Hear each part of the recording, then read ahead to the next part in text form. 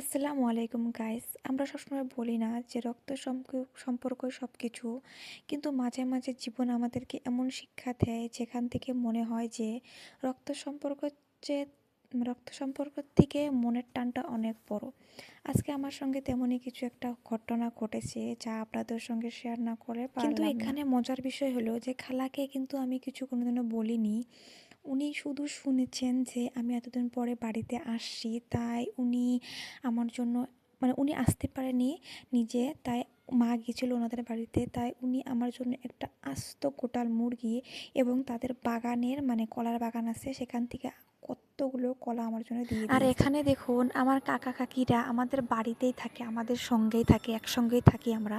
কিন্তু তারা কোনো দিনও ভাবেনি আমার বিষয়ে। এমনকি আমার বাড়িতে মানে আমার শ্বশুরবাড়িতেও তারা আসছেন কোনো আমার জন্য বা আমার কারণে কোনো কিছুই তাদের কাছে উঠে আসেনি। আফসোসের বিষয় যে তারা আমার রক্তের সম্পর্ক অথচ তারাই বুঝেনি। মাঝে মাঝে খুবই অবাক লাগে যে যাদের সামনে আমরা থাকি, যাদের আমরা আপন ভাবি, তারাই আমাদের মন বোঝে না। আর যারা দূরে থাকে তারাই আমাদের খোঁজ নেয়, তারা আমাদের আপন ভাবে, আমাদের ভালো মন্দ সব কিছু তারা খোঁজ তারা নেয়। ঠিকই জানে আমি কি ভালোবাসি কি ভালোবাসি না।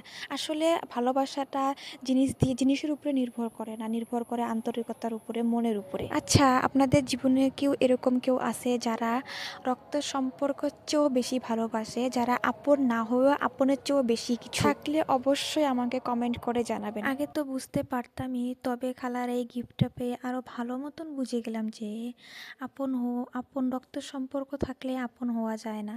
মানে আপন হওয়ার জন্য রক্তের সম্পর্ক থাকতে হবে না, ভালোবাসা এবং আন্তরিকতা থাকলেই হয়ে যায়। যারা দূরে থেকে আমার ছোট ছোট খুশির কথা মনে রাখে তারাই হলো আমার আসল আপন।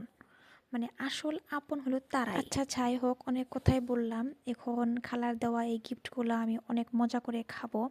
আপনাদের যদি ভিডিওগুলো ভালো লাগে থাকে বা আমার এই কথাগুলো যদি রিলেট করে থাকেন আপনারা, তাহলে নিশ্চয়ই একটা মানে লাইক করে দিবেন আর সাবস্ক্রাইব করে দিবেন এরকম ভিডিও পাওয়ার জন্য। দেখা হচ্ছে একটা ভিডিওতে। আল্লাহ হাফিজ।